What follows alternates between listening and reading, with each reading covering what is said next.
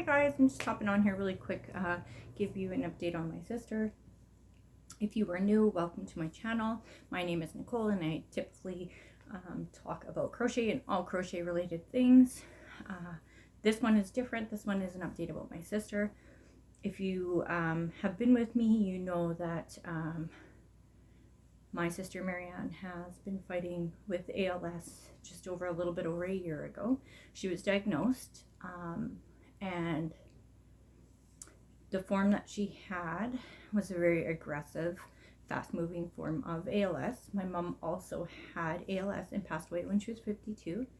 Unfortunately, my sister inherited those genes, so she had the same type, and it has been a whirlwind. It's tough. She first found out, and she was very optimistic and very positive and upbeat, and was going to fight this with every single thing that she possibly could. And she went into that to her first appointment, and they were doing a new study here in Canada, in Calgary, of type of injection. Some people got it and some people got the placebo, and we don't know which one she ended up getting. At the very beginning, we seen some pretty good results after getting it, that we thought that maybe she was getting the actual injection. We still do not know. I don't know when we're going to know that. But she kind of started to take a turn.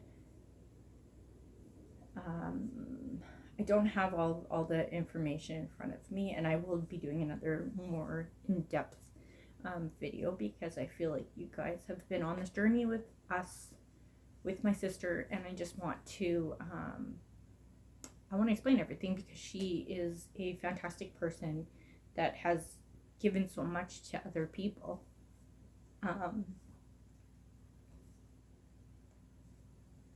So anyway, so she was in this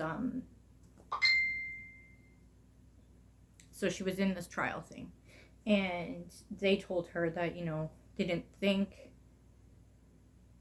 that it would really do anything, but she said that she wasn't doing it for her, she was doing it for, you know, the next people that are gonna be diagnosed with ALS, and if they could learn something through her, then that would be great.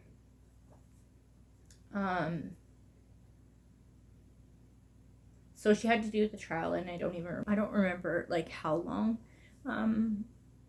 they were. Like, again, I said I'll come back again. She did all the trials, and then at the very end of the trial, you would get the actual injection, whether you were getting it during the trial or you weren't getting it during the trial. So she had got her first injection of the actual stuff, and she was able to move her foot. She was able to lift her foot. It was really, really promising. And then she got the second one, and that was even better. She was lifting her leg up and being able to have a little bit more control. And during this whole time, she really hasn't been able to sleep, and she really, really struggled with that. So Mike had got, you know, this medication and this medication, and things just really weren't working out for her. She still wasn't sleeping, and it got to a point that Mike was giving her so much, and it's none of my business, but at the same time, I did not want him to give her that much and have to wake up to find her in the bed dead because of how much she took. So it took some time, and they finally got that under control.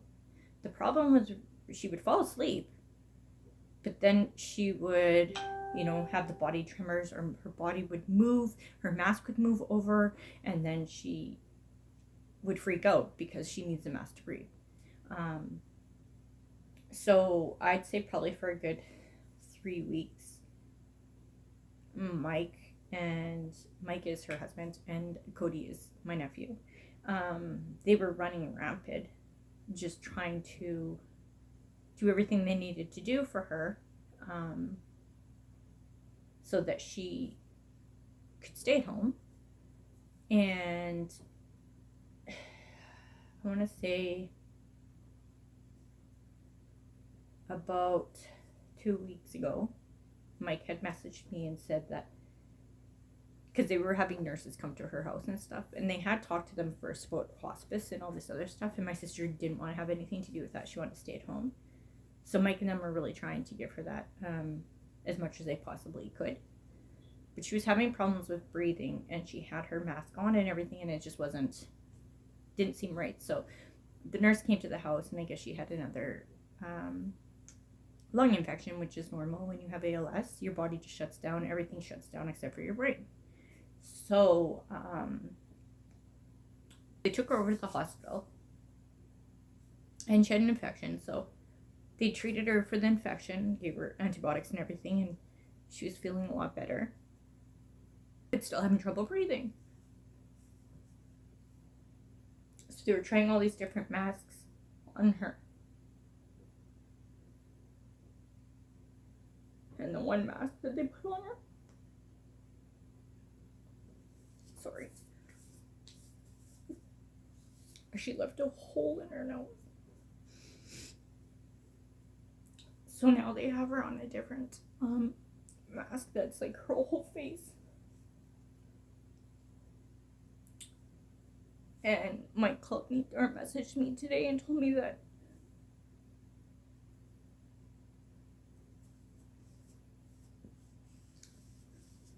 Tasha machine is maxed out to the fullest.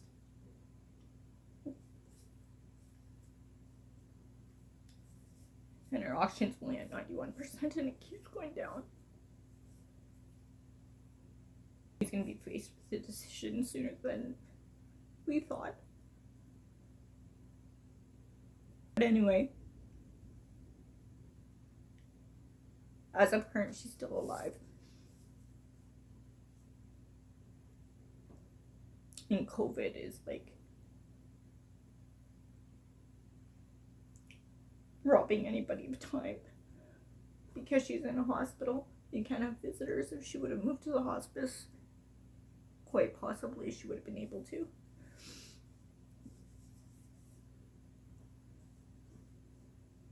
But she has Mike and she has Cody, and that's who's taking care of her, and that's who she's lived with. So I mean, that's really probably the most comforting people, you know, to be there. And they're there. They take shifts. Cody goes up in the morning and stays all day, and then Mike goes up in the evening and stays all night, and they just keep doing that.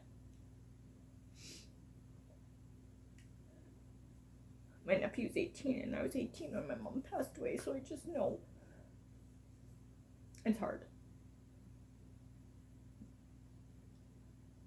But anyway, like I said, I just need to process stuff, but I will be back and I will give you guys a more detailed timeline because it's important to me, because my sister sacrificed her body to try and help other people, and I don't want,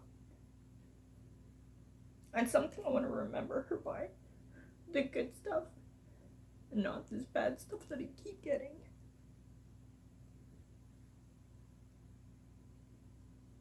Okay, I'm gonna leave it at that, but sorry, I tried so hard not to cry. I didn't want to cry,